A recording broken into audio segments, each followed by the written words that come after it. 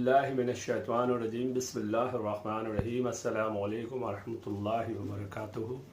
आज का टॉपिक है दीन पर अपनी मर्जी से अमल करना।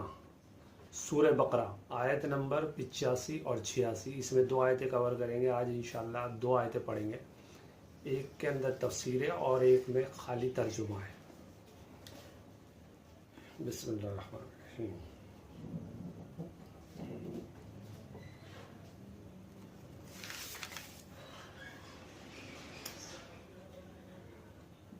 मगर आज वही तुम हो कि अपनी भाई बंदों को कत्ल करते हो, अपनी बिरादरी के कुछ लोगों को बेखामना कर देते हो, जालिम व जुल्म व ज़्यादती करते हो,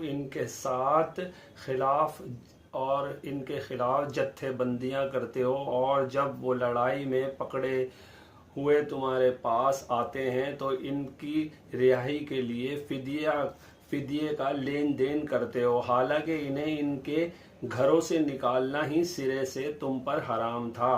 तो क्या तुम किताब अल्लाह के एक हिस्से पर ईमान लाते हो और दूसरे हिस्से के साथ कुफ्र करते हो? फिर तुम में से जो लोग ऐसा करेंगे इनके सज़ा इसके सिवा और क्या है कि वो दुनिया की ज़िंदगी में ज़लील व ख्वार होकर रहें और आखिरत में शदीद तरीन अजाब की तरफ फेर दिए जाएं।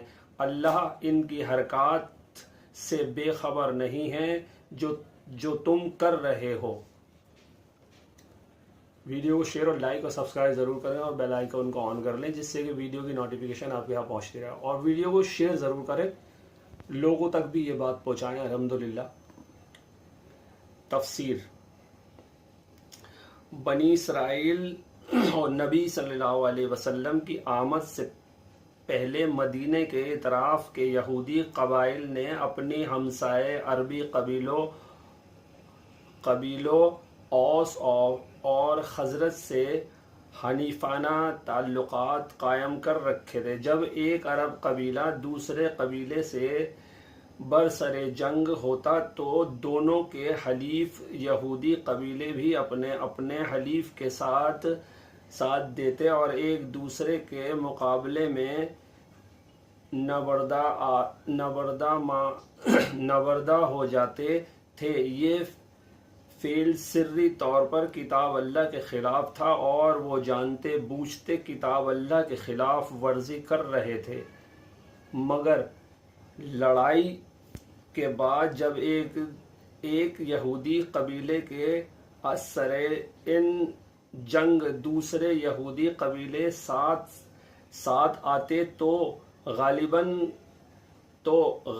कबीला फिदिया लेकर इन्हें छोड़ता और मगलूब कबीला फिदिये देकर इन्हें छुड़ाता, और इसी फिदिये की लेन देन को जायज़ ठहराने के लिए किताब अल्लाह से इस्तिदलाल किया जाता था।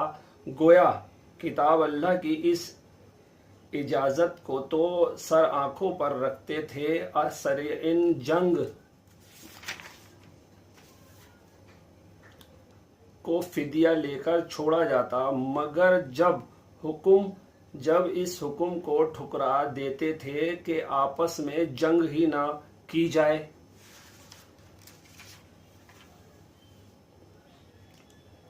ये वो लोग हैं जिन्होंने आखिरत बेचकर दुनिया की जिंदगी खरीद ली, लिहाजा इनकी सज़ा में कोई तखफीफ ना होगी और ना इन्हें कोई मदद पहुंचेगी। ये यहूदियों के बारे में बात चल रही है। असल में वो अल्लाह ने तो मना करा है कि आप इनसे फिदिया ना लें, क्योंकि जो नए नए मुसलमान हुए हैं उनसे तो गलत बात है बहुत ज़्यादा। कुरान की नसीहत। इस आयत में अल्लाह ताला उन लोगों की उनकी निंदा करता है जो दीन की कुछ बातों को मानते हैं और कुछ को छोड़ देते हैं।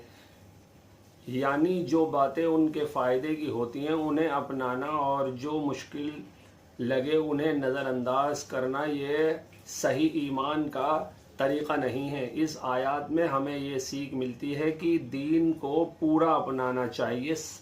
انصاف اور انسانیت ہر حال میں ضروری ہے۔ اپنے فائدے کے لیے اللہ کے حکم کو بدلنا یا چھوڑنا غلط ہے۔ سچے مومن وہی ہے جو حکم کو ماننے کی کوشش کرے۔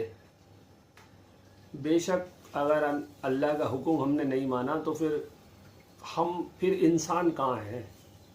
پھر انسانوں میں تو ہے ہی نہیں۔ اور یہ سمجھ لیجئے جانور، چرندے پرندے، جانور، چار پیر والے، اڑنے والے، وہ اللہ کا ہر حکم مانتے ہیں۔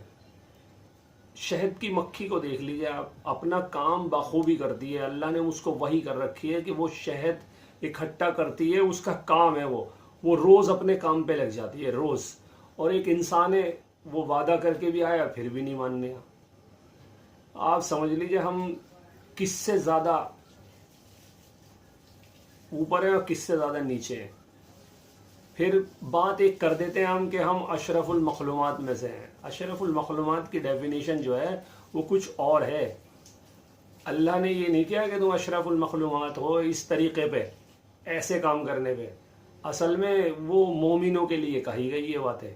جب آپ اس قرآن کو پورے کو پڑھیں گے نا تو پتہ چلے گا کہ دین اور اسلام کیا کہہ رہا ہے۔ اور ہمارے نبی جناب رسول اللہ صلی اللہ علیہ وسلم اس دنیا سے چلے گئے یہی بات کہتے کہتے، اور ہم نے ان کی بات کو مانا نہیں۔ بہت سارے لوگوں نے، بہت ساروں نے مانا ہے، بہت ساروں نے نہیں مانا ہے۔ جیسے مکہ والے نہیں مانتے تھے، یہودی نہیں مانتے تھے، ان کے خود کے خاندان والے نہیں مانتے تھے۔ تو اب جب ہم اسی کو نہیں مانیں گے تو پھر اور کیوں آئے ہم دنیا میں؟ بیکار پھر۔